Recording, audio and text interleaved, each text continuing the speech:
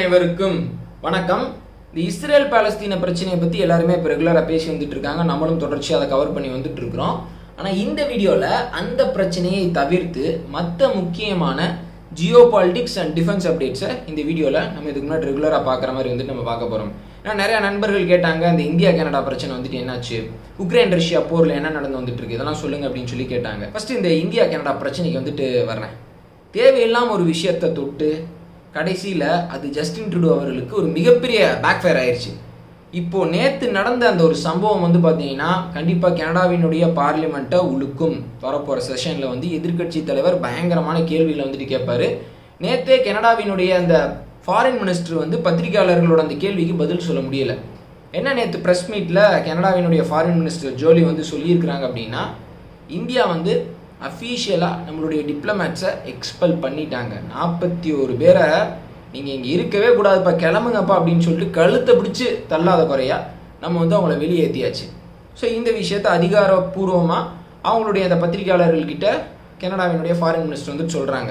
அப்போ அவங்களுடைய ஆதங்கத்தெல்லாம் வந்துட்டு வெளிப்படுத்துகிறாங்க. இந்தியா வந்து நியாயமற்ற முறையில் அன்எத்திக்கலி நம்மளுடைய டிப்ளமேட்ஸ் வந்துட்டு வெளியேற்றி இருக்கிறாங்க. இது வந்து இன்டர்நேஷ்னல் லாஸுக்கு வந்து புறம்பானது, இந்தியா அப்படி செஞ்சுருக்க கூடாது அப்படின்லாம் சொல்லிட்டு பதிலுக்கு எப்பயுமே ஒருத்தங்க அவங்க மேலே தப்பு இல்லை அப்படின்னா என்ன பண்ணுவாங்க அப்படின்னா, நீ என்னுடைய டிப்ளமேட்ஸை எக்ஸ்பெல் பண்ணுறியா, நானும் பதிலுக்கு எக்ஸ்பெல் பண்ணுறேன்டா அப்படின்ற மாதிரி ஒரு நடவடிக்கை எடுக்கணும். ஆனால் இந்த விஷயத்தில் ஜோலி என்ன சொல்கிறாங்க அப்படின்னா, நாங்கள் வந்து இந்தியா எக்ஸ்பெல் பண்ண மாதிரி வந்துட்டு நாங்கள் எக்ஸ்பெல் பண்ண மாட்டோம், இந்தியாவுடன் சுமூகமான உறவு இருக்கணும் அப்படின்னு சொல்லிட்டு நாங்கள் நினைக்கிறோம். இந்த நேரத்தில் நிறைய டிப்ளமேட்ஸ் வந்துட்டு தேவை உறவை வந்துட்டு சுமூகமாக்குறதுக்கு அப்படின்னு சொல்லிட்டு அப்படியே மலுப்பெல்லாம் வந்துட்டு பேசியிருக்கிறாங்க. அவங்க நாட்டினுடைய ஒரு பத்திரிகையாளர் ஒரு கேள்வி கேட்குறாங்க, ஏங்க அவங்க எப்படிங்க வந்து 41 பேர் நம்மளுடைய டிப்ளமேட்ஸை வந்துட்டு எக்ஸ்பெல் பண்ணலாம், கனடாவுக்கு இது எவ்வளோ பெரிய ஒரு பின்னடைவு, நீங்கள் வந்து அவங்க கேட்ட அந்த ஆதாரத்தை கொடுத்தீங்களா இல்லையா, அவங்க இன்வெஸ்டிகேஷனுக்கு கோஆப்ரேட் பண்ணுறாங்களா இல்லையா அப்படின்னு சொல்லிட்டு ஒரு கேள்வி கேட்குறாங்க. அதற்கு வந்து கனடாவினுடைய ஃபாரின் மினிஸ்டர் எவ்வளவு மலுப்பலாக பதில் சொல்ல முடியுமோ அவ்வளவு மலுப்பலாக வந்துட்டு பதில் சொல்கிறாங்க. எவிடன்ஸ்ன்னு சொல்லவே இல்லை, மறுபடியும் கிரெடிபிள் அலிகேஷன்ஸ் அப்படின்னு சொல்லிட்டு தான் சொல்கிறாங்க. அதாவது குற்றச்சாட்டுகளின் அடிப்படையில் நாங்கள் வந்து செயல்படுறோம் அப்படின்ற மாதிரி திருப்பியும் பதில் சொல்லியிருக்கிறாங்க. எந்த ஒரு அரசாங்கமாவது குற்றச்சாட்டுகளின் அடிப்படையில் வந்துட்டு செயல்படுமா? எவிடன்ஸ், ஆதாரம் வந்துட்டு வேணும். ஒரு முக்கியமான ஒரு இன்ஃபர்மேஷனாவது வந்துட்டு இருக்கணும். இதுதான்ப்பா, அதை தவிர்க்கவே முடியாதுப்பா, அப்படி ஒரு ஆதாரம் இருக்குப்பா அப்படின்னு சொல்லிட்டு சொல்லணும். ஸோ அப்படி எதுவுமே வந்துட்டு கிடையாது. ஸோ இப்படி ஒரு விஷயத்தை பிடிச்சி கனடா ஆரம்பித்த அந்த வேலை, ஒரு சரியான இன்ஃபர்மேஷன் இல்லாமல் எவிடன்ஸ் இல்லாமல் கனடா ஆரம்பித்த வேலை அவங்களே வந்து போட்டு தாக்கிக்கிட்டு இருக்கு. இப்போது இதில் வந்து நம்ம பெருசாக செய்கிறதுக்கு ஒன்றும் இல்லை, அவங்க செஞ்ச தவறே அவங்கள வந்து போட்டு அப்படி அடிச்சுக்கிட்டு இருக்கு. கண்டிப்பாக இந்த 41 டிப்ளமேட்ஸ் இந்தியாவால் எக்ஸ்பெல் செய்யப்பட்டது கனடாவில் அவ்வளோ ஈஸியாக வந்து எடுத்துக்க மாட்டாங்க. அவங்களுடைய பத்திரிகைகள் இது சம்மந்தமாக பெரிய செய்திகள் வந்துட்டு போடுவாங்க. ஏன்னா உலக அளவில் கனடாவுக்கு இது ஒரு மிகப்பெரிய ஒரு அவமானம் அப்படின்னே வந்துட்டு சொல்லலாம். கடைசியாக இப்போ நம்மளுடைய ஃபாரின் மினிஸ்டர் வந்து நியூயார்க் போயிருந்தப்போ UNGA செஷன் வந்துட்டு நடந்தது. ஸோ அப்போ வந்து கனடாவினுடைய ஃபாரின் மினிஸ்டரை பைலேட்டரலாக சந்தித்து பேசியிருக்கிறாரு. சீக்ரெட்டான ஒரு மீட்டிங் இது அப்படின்னு சொல்லிட்டு சொல்கிறாங்க. ஏன்னா எந்த செய்தியுமே உள்ள என்ன பேசினாங்க என்ன அப்படின்றது வெளியே வரல, அன்அஃபிஷியலாக வந்துட்டு பேசியிருக்கிறாங்க.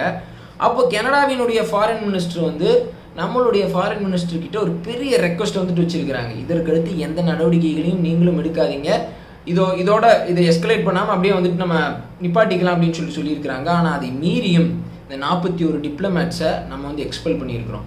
அப்போது நம்ம தரப்பில் நம்ம ரொம்பவே ஸ்ட்ராங்காக இருக்கிறோம். கனடா ஒரு பெரிய மிஸ்டேக் பண்ணிட்டாங்க அப்படின்றது நம்மளுக்கு தெரிஞ்சு போச்சு. அதனால கனடாவை இப்போ வச்சு செஞ்சுக்கிட்டு இருக்கிறோம். சரி, இப்போ அடுத்த ஒரு பெரிய விஷயத்துக்கு வந்துட்டு வரேன். உக்ரைன் ரஷ்யா போர் சம்மந்தமாக வந்து ரொம்ப நாளாக நம்ம பேசவே இல்லை. ஒரு முக்கியமான விஷயத்தை பற்றி இப்போ நான் உங்ககிட்ட சொல்லி ஆகணும். என்ன அப்படின்னா, ஆர்மி டாக்டிக்கல் மிசைல் சிஸ்டம் அப்படின்ற ஒரு ஆபத்தான ஒரு மிசைலை அமெரிக்கா வந்து உக்ரைனுக்கு வழங்கியிருக்கிறாங்க. இது சம்மந்தமான செய்திகள் வந்து பெருசாக யாரும் வந்துட்டு பேசலை. அதாவது இந்த மிசைலை அமெரிக்கா உக்ரைனுக்கு வழங்க போகிறாங்க அப்படின்ற அந்த செய்தி வந்து அவ்வளோவா வரல.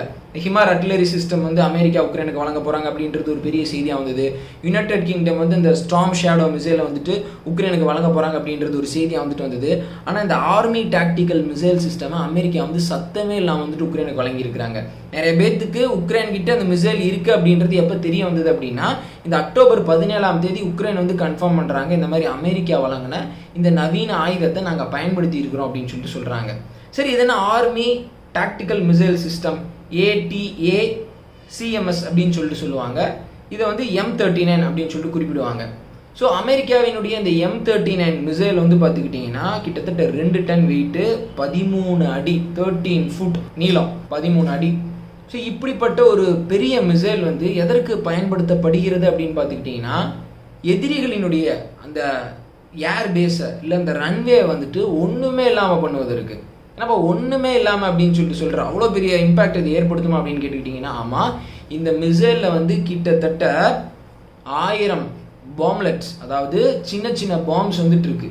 இது வந்து அந்த நிலப்பரப்பை அடிக்கிறதுக்கு முன்னாடி வந்துட்டு எக்ஸ்ப்ளோட் ஆகும். அப்போ இந்த 1000 பாம்ஸ், அதாவது 950 அப்படின்னு சொல்லிட்டு சொல்கிறாங்க. ஒவ்வொரு பாம்லெட்ஸும் வந்து பார்த்துக்கிட்டிங்கன்னா கிரினேட்ஸ் இருக்குல்ல, அது அளவுக்கு ஒரு எக்ஸ்ப்ளோஷனை வந்துட்டு ஏற்படுத்தும், சேதத்தை வந்துட்டு ஏற்படுத்தும்.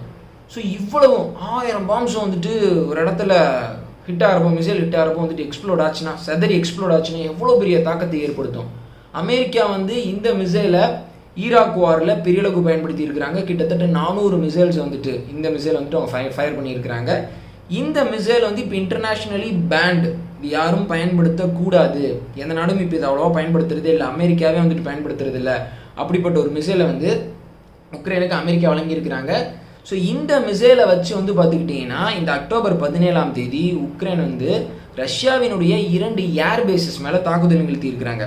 பெர்டியான்ஸ் அப்படின்ற ஒரு பகுதியில் இருக்கக்கூடிய ஏர்பேஸ் மேலே, அப்புறம் லுகான்ஸ்கில் இருக்கக்கூடிய ஒரு ஏர்பேஸ் மேலே. ஸோ இதில் பெர்டியான்ஸ்கில் இருக்கக்கூடிய ஏர்பேஸில் நடத்தின அந்த தாக்குதலில் பல ஹெலிகாப்டர்ஸ் வந்துட்டு சேதம் அடைஞ்சது, ஒரு ஓடுதளம் ஃபுல்லாக வந்து டேமேஜ் ஆயிடுச்சு அப்படின்னு சொல்லிட்டு உக்ரைன் சொல்லியிருக்கிறாங்க.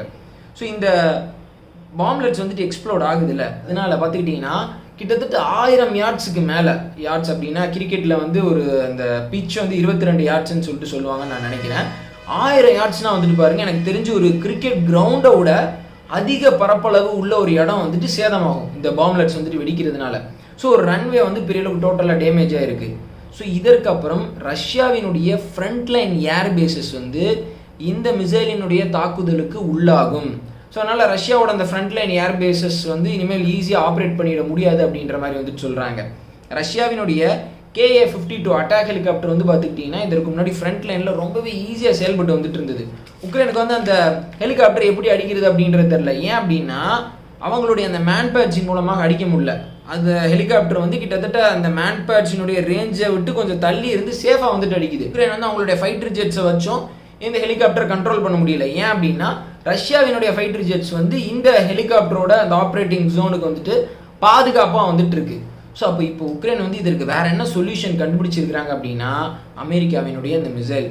ஆனால் புட்டின் என்ன சொல்லியிருக்கிறாரு அப்படின்னா, இந்த மிசைல்னால பெருசாக எங்களுக்கு ஒன்றும் பாதிப்பு ஏற்படாது, நீங்கள் எங்கள் ஏர்பேஸஸ் வேணால் வந்துட்டு குறி வைக்கலாம், ஆனால் இந்த மிசைலின் மூலமாக அந்த லைன் ஆஃப் கான்டாக்ட், அந்த ட்ரென்ச் அமைச்சு சோல்ஜர்ஸ் வந்துட்டு முன்னாடி ஃப்ரண்ட் லைனில் இருக்கிறாங்கல்ல, அவங்களுக்கு எந்த பாதிப்பும் ஏற்படாது அப்படின்னு சொல்லிட்டு புட்டின் சொல்லியிருக்கிறாரு. ஆனால் அமெரிக்கா வந்து இந்த மிசைலை உக்ரைனுக்கு வழங்கினது ஒரு பெரிய தவறு அப்படின்னு சொல்லி சைனாவிலேருந்து புட்டின் வந்து அவருடைய விமர்சனத்தை வந்து வச்சிருக்கிறாரு. ஸோ இந்த மிசைலினுடைய ரேஞ்ச் வந்து பார்த்துக்கிட்டிங்கன்னா கிட்டத்தட்ட 100 மைல்ஸுக்கும் மேலே இருக்கும் அப்படின்னு சொல்லிட்டு சொல்கிறாங்க. 100 மைல்ஸ்னால் 150 கிலோமீட்டரா, ஸோ அப்ராக்சிமேட்டாக 150 கிலோமீட்டர்னு வச்சுக்கலாம். ஆனால் அமெரிக்கா வந்து இந்த அளவுக்கு ஒரு லாங் ரேஞ்ச் மிசைலை வந்துட்டு கொடுக்கல, அதனுடைய ரேஞ்சை வந்து கம்மி பண்ணி தான் உக்ரைனுக்கு வழங்கியிருக்கிறாங்க. ஏன்னா ரஷ்யாவினுடைய அந்த அவங்க ரஷ்யாவோட ஆக்சுவல் டெரிட்டரிக்குள்ளே வந்துட்டு உக்ரைன் அடித்தாங்கன்னா பிரச்சனை பெருசாயிரும்னு சொல்லிட்டு அமெரிக்கா அதனுடைய ரேஞ்சை குறைத்ததாக கூறப்படுகிறது.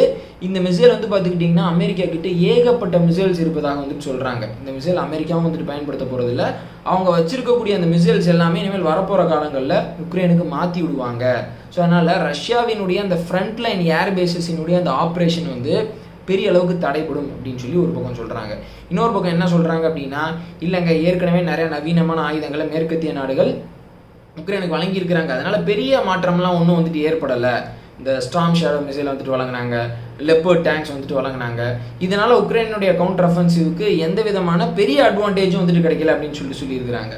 மேற்கத்திய நாடுகள் வழங்கின ஒரு ஆயுதம் உக்ரைனுக்கு பெரிய அளவுக்கு பயனுள்ளதாக இருந்தது அப்படின்னா அது வந்து இந்த ஹிமார் ஆர்ட்டிலரி வெப்பன் தான். உக்ரைன் ரஷ்யா போரை பொறுத்த வரைக்கும் வந்து நம்ம ஒரு விஷயத்தை நல்லா நோட்டீஸ் பண்ணலாம், வெளிப்படையாக தெரியுது. என்னன்னா முதல்ல வந்து லாங் ரேஞ்ச் மிசைல்ஸ் வந்து உக்ரைனுக்கு வழங்கக்கூடாது அப்படின்னு சொல்லிட்டு எல்லாருமே ரொம்ப தயக்கம் காமிச்சு வந்துட்டு இருந்தாங்க. ஆனால் அதற்கடுத்து வந்து பார்த்துக்கிட்டிங்கன்னா பிரிட்டன், பிரான்ஸ், அப்புறம் அமெரிக்கா போன்ற நாடுகள் வந்து யோசிக்காமல் லாங் ரேஞ்ச் மிசைல்ஸை உக்ரைனுக்கு வழங்கி வந்துட்டு இருக்கிறாங்க. ஸோ இதை வந்து ரஷ்யா கண்டிப்பாக பெரிய அளவுக்கு சீரியஸாக எடுத்துக்குவாங்க. அவங்களுடைய அந்த பதில் நடவடிக்கை அப்படின்றது நம்ம எதிர்பார்க்காத இடத்துல வந்துட்டு இருக்கோம். பாருங்கள், இப்போ இந்த இஸ்ரேல் பாலஸ்தீன மோதலே வந்து ஏதோ ஒரு பக்கம் புட்டின் தூண்டி விட்ட மாதிரி தான் வந்துட்டு எல்லாருமே வந்துட்டு சொல்கிறாங்க. பார்க்குறப்பே வந்துட்டு தெரியுது அமெரிக்காவை டைவர்ட் பண்ணுறதுக்கு புட்டின் எடுத்த ஒரு நடவடிக்கை அப்படின்ற மாதிரி. இப்போது புட்டின் வந்து நார்த் கொரியாவோட பயங்கரமான ஒரு ஸ்ட்ராங் ரிலேஷன்ஷிப்பை எஸ்டாப்ளிஷ் பண்ண ஆரம்பிச்சிட்டாரு. ஏற்கனவே நார்த் கொரியாவுக்கும் ரஷ்யாவுக்கும் இடையில் நல்ல உறவு வந்துட்டு இருக்கு.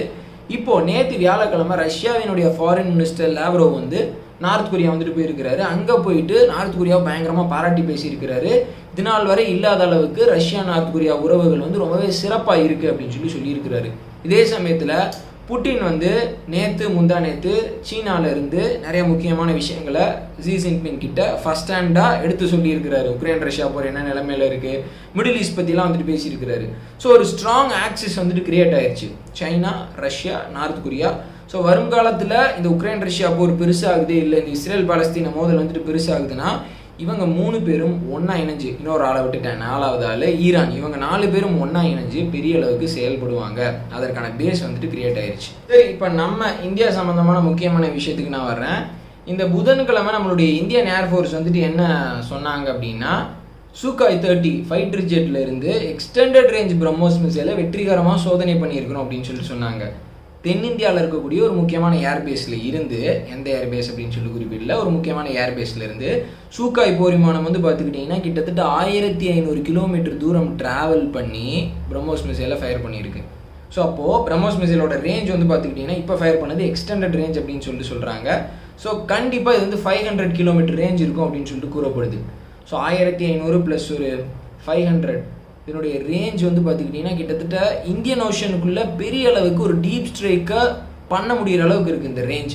ஸோ கண்டிப்பாக சீனாவினுடைய அந்த கேரியர் ஸ்ட்ரைக் குரூப், அதாவது அவங்களுடைய ஏர்கிராஃப்ட் கேரியர், அப்புறம் கூட இன்னும் ஒரு சில முக்கியமான போர்க்கப்பல்கள் வந்தாலும் அந்த கேரியர் ஸ்ட்ரைக் குரூப்பை நம்மளுடைய சூகாய் 30 போர் விமானங்களின் மூலமாகவே பிரம்மோஸ் மிசைலை வச்சு பெரிய அளவுக்கு வந்துட்டு நம்ம ஆட்டம் காண வைக்க முடியும்.